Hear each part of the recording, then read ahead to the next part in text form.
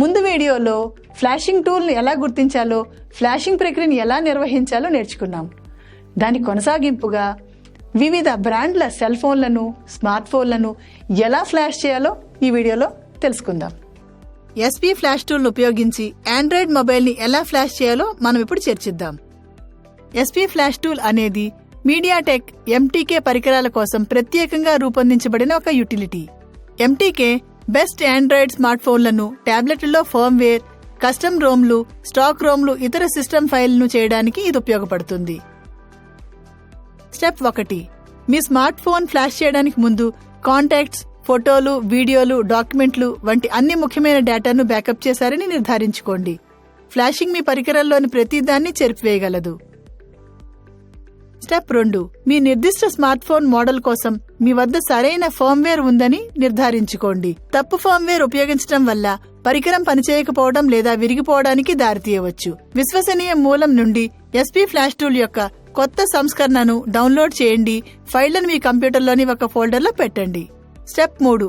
Extract చేసిన ఫోల్డర్లోని flash_tool.exe files double click చేయడం ద్వారా ఎస్పీ ఫ్లాష్ టూల్ అప్లికేషన్ ను తెరవండి.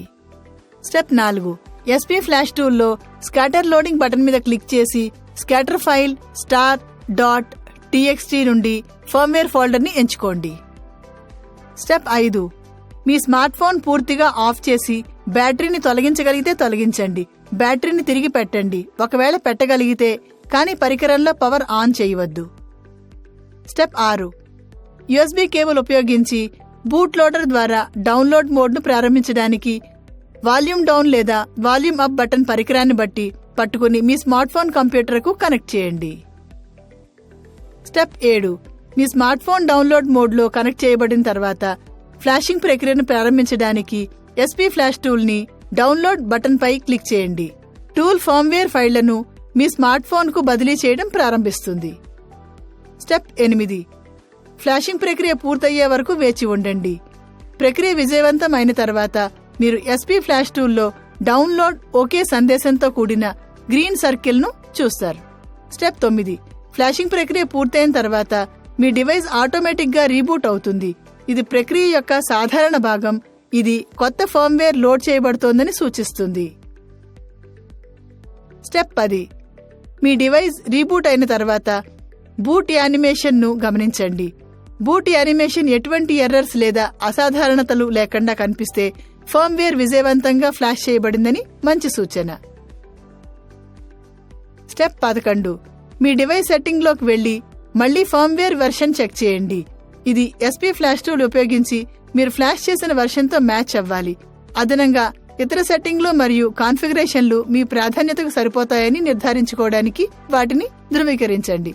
స్టెప్ 12. ఫ్లాషింగ్ ప్రక్రియ సమయంలో కాంటాక్ట్స్, ఫోటోలు, వీడియోలు మరియు డాక్యుమెంట్లతో సహా మీ డేటా ఫ్లాషింగ్ ప్రాసెస్ లో కోల్పోలేదని నిర్ధారించుకోండి. జాగ్రత్తలు. బ్రేకింగ్ ను నిరోధించడానికి ఫ్లాషింగ్ ప్రక్రియ పూర్తయ్యే వరకు మీ మీడియాటెక్ పరికరాన్ని కంప్యూటర్ నుండి డిస్కనెక్ట్ చేయవద్దు లేదా ఎస్పీ ఫ్లాష్ టూల్ ని మూసివేయవద్దు. ఎస్పీ ఫ్లాష్ టూల్ ద్వారా అందించబడే ఏవైనా హెచ్చరికలు లేదా సూచనలపై నిశితంగా శ్రద్ధ వహించండి. మీరు మీ పరికరం కోసం సరైన ఫర్మ్వేర్ మరియు సెట్టింగ్లను ఉపయోగిస్తున్నారని నిర్ధారించుకోండి. రీక్యాప్. ఈ వీడియోలో మనం ఎస్పీ ఫ్లాష్ టూల్ ను ఉపయోగించి ఆండ్రాయిడ్ మొబైల్ ని ఎలా ఫ్లాష్ చేయాలో చర్చించాం.